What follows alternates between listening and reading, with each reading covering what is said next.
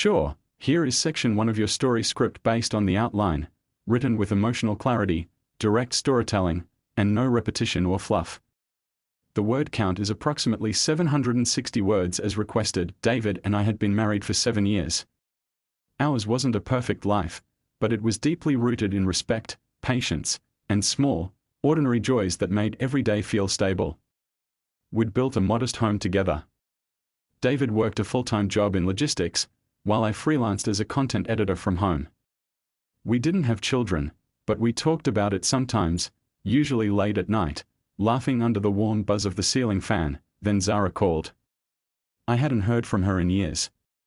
We were inseparable in college, but life had pulled us in different directions. She sounded fragile, her voice a quiet mix of sadness and desperation. She said she'd just gotten out of a toxic relationship, was jobless, and sleeping on a friend's couch. I didn't hesitate. I told her she could stay with us. David raised an eyebrow when I told him, but didn't protest. If she's your friend, he said, then she's welcome. Zara arrived the next evening with one suitcase and a forced smile. Her hug lingered, like someone clinging to the past. I offered her the guest room. She thanked me a little too much. At first, things were light. She helped in the kitchen, made jokes, shared old college stories. David seemed to enjoy her energy. I liked seeing him laugh with someone else. It reminded me of how kind and patient he could be. After the first week, Zara started wearing more of my clothes, without asking. She said she had nothing decent to wear for job interviews. I didn't mind at first. She needed help. That's what friends do, but there were moments, small, quiet ones, that brushed against something uneasy in me. I'd walk into the kitchen and find her and David laughing about something, standing just a little too close. One morning, I caught her pouring David coffee, her hand grazing his as she handed it over. She glanced at me and smiled. Too confidently. I told myself I was being paranoid. David had always been loyal, emotionally steady. Zara had just been through a breakup. Maybe she was just naturally flirtatious. Some people are. But David began pulling away in small ways. He stopped telling me about his day. He stayed longer at work. When I asked him about it, he'd say he was just tired. One night, I walked into the living room and found them sitting on the couch, watching a movie. I had gone to bed early and came down for water. Zara had her legs tucked under her, leaning slightly into his shoulder. She quickly shifted when I walked in. David cleared his throat. You were asleep, he said, not meeting my eyes. Later, I asked him if he was comfortable with her still staying. He sighed and said, honestly? I think she's crossing lines. I felt a flicker of relief that he noticed. Then why don't you say something? I asked. He looked tired. Because I don't want to hurt your friendship. That night, I stared at the ceiling long after the lights were off. I thought about the version of Zara I once knew, how we used to dream about the future over cheap coffee, how she was the one who consoled me when David and I had our first big fight. I told myself this was still the same Zara. She was just lost right now. I had to be patient. She'd figure things out, but the next day, she wore my favorite red dress without asking. The one David had gifted me on our 3rd anniversary. When I saw her in it, she laughed. Hope you don't mind. I couldn't resist. David walked in, froze for a second, then quickly walked out. I followed him later and asked what was going on. He shook his head. She's playing some kind of game. I don't know what she wants, but I don't like it. I confronted Zara that evening. If you need something, just ask. But please stop crossing boundaries. She tilted her head. Boundaries? I thought we were close. You used to share everything with me. There was something mocking in her voice. I didn't respond. I didn't know how to. That night, David barely spoke. I lay in bed, listening to the hum of the air conditioner and the silence between us. I wondered what exactly I had brought into our home, and why the generosity I'd offered so freely now felt like an open wound. Let me know when you're ready for section 2. Here is section 2 of the story script, written with precision, emotional depth, and no repetition, as requested. Word count is approximately 760 words. David grew quieter each day. I tried to fill the silence with small talk, warm meals, anything that felt like normalcy. But his distance was noticeable. Zara, on the other hand, became louder in the quiet. She laughed more. Complimented David more. Slipped into conversations like she belonged in them more than I did. She started asking him for help with things that didn't need him. Fixing her laptop, picking up groceries when she forgot her list, giving her rides to interviews that somehow never turned into jobs. I told myself she was trying. That she was making an effort. But I saw it, the subtle ways she shifted her attention entirely toward him. One afternoon, I walked past the study and heard her say, "Maya doesn't really see how much you do for her, does she?" She was laughing. David didn't respond. When I asked him later if everything was okay between them, he just said, "I think she's confused about boundaries." That word again. Confused. Then came the text. A short message on David's phone when I was grabbing it to set an alarm. "Thanks for last night. I haven't laughed like that in years." I stared at it. My hands were shaking. I asked him what it meant. His eyes darted for a second. "We watched a movie after you fell asleep." She needed to talk. That's all it was. I nodded but didn't believe it. That night I stayed awake long after he turned over. I kept seeing that message, replaying it in my mind. It wasn't the words, it was the way they felt so casual, like this was a pattern, not a one-time thing. The next few days were tight with tension. Zara acted unaffected. She still smiled, still hovered near David like gravity pulled her there. I couldn't ignore it anymore. I told him again, directly, that I wasn't comfortable. He looked frustrated. "I let her get too close, I see that now. But I didn't cheat on you." I wanted to believe him. I needed to. We had dinner with some of David's co-workers a week later. At the table, Chris, his colleague, mentioned Zara casually.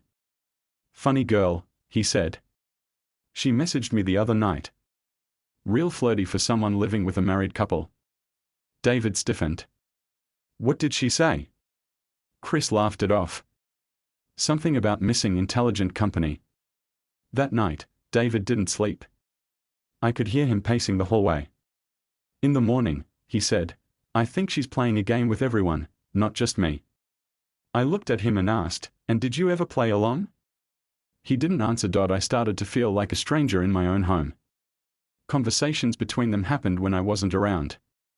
Whispers behind closed doors.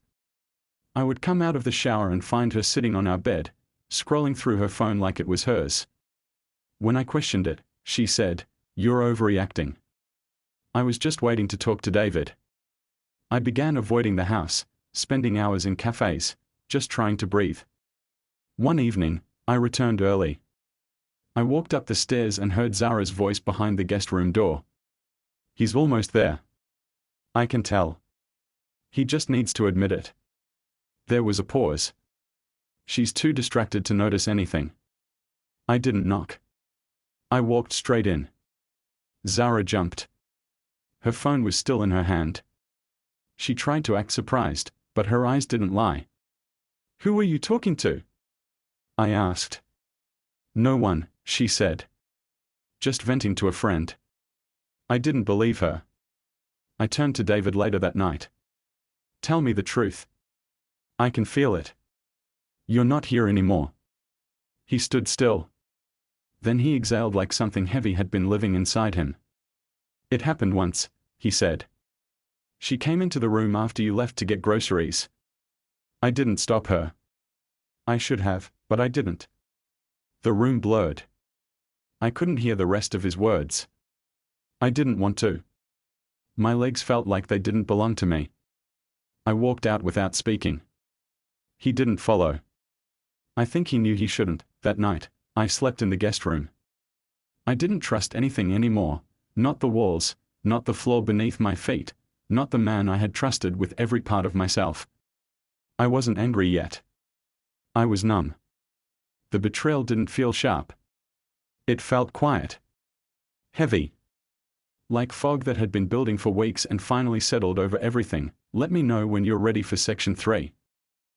Here is section 3 of your story script, written with the same sharp focus, emotional clarity, and directness. Word count is approximately 760 words. He slept on the couch that night. I didn't ask him to. He just knew. I didn't cry. Not then. I just lay still, staring at the wall, trying to decide what hurt more, his confession or my decision to ignore every sign that led up to it. The next morning, Zara was gone. No note, no explanation. Just silence. Her room was empty, the door left open. David didn't ask where she went. Neither did I. There was nothing left to say about her that could make any of it better. David tried to talk. I refused. I wasn't ready to hear explanations dressed as apologies. I told him to leave. He packed a bag slowly, like he was waiting for me to change my mind. I didn't. He paused at the door. I know you hate me. I'd hate me too. I closed the door behind him. The house felt cleaner without them. But also colder. I spent the first week in silence. No music. No TV. I needed to hear my own thoughts, even if they were ugly. I kept replaying the moment he said, I didn't stop her. That phrase lodged itself in my chest. Not I was confused, not I made a mistake. Just that, he didn't stop her. I told my sister. She offered to come over, but I said no. I didn't want comfort. I wanted clarity. I needed to figure out if this marriage had died because of one moment or if that moment just revealed something that had been dying long before. David sent messages. Long ones. He called twice, then stopped. I didn't block him. I wanted to read everything he wrote, even if I didn't respond. His words were filled with regret. But regret always comes after the damage is done. It's not bravery. It's just cleanup. I started therapy 2 weeks after he left. I didn't want to fall into the trap of forgiveness without healing. My therapist asked, what would trust even look like now? I didn't know. I said I wasn't sure I believed in it anymore. I wrote everything down. Every detail I could remember. I made lists. What I gave. What I lost. What I ignored. I needed to see it all on paper to remind myself that my pain wasn't imagined. It had evidence. Friends reached out. Some said I should try to move forward with him. Others said to leave and never look back. I realized no one knew what I should do. They didn't live with the weight of it. They didn't hear the sound of silence that followed betrayal. A month passed before I agreed to see him. We met at a small coffee shop near the park. He looked thinner. His eyes tired. He said he hadn't stopped thinking about it. About me. About how quickly one decision had cost him everything. I asked him one question. If I hadn't walked in when I did, would you have told me? He didn't answer right away. That pause told me everything. I think I would have waited for it to die on its own, he admitted. I was afraid of the truth. I nodded. That was the most honest thing he'd said in weeks. He asked if there was still a chance. I told him I didn't know. That I wasn't the same person anymore. That something had broken and I didn't know if it could be rebuilt. He said he'd wait. I didn't ask him to. I didn't go home feeling hopeful. I went home feeling real. Grounded. Not everything has to have a clear ending. Sometimes pain doesn't wrap itself in closure. Sometimes it just teaches you to see more clearly. I kept writing. I started walking every morning. I donated Zara's leftover things. Not out of anger, just necessity. There was no room left in my life for anything tied to that kind of betrayal. What I gave came from love. What I received in return came from carelessness. But I wouldn't let that change the way I love. It just changed the people I offer it to. David and I spoke a few more times. Always with honesty, never with expectation. We weren't rushing toward reunion.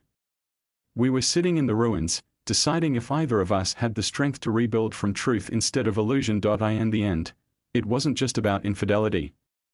It was about disrespect, and how quietly it enters a home dressed as familiarity. We thought we were helping someone in need. We didn't realize we were giving space to someone who didn't understand boundaries, didn't value loyalty, and thrived on cracks in trust. Sometimes regret doesn't roar. It whispers. It lingers.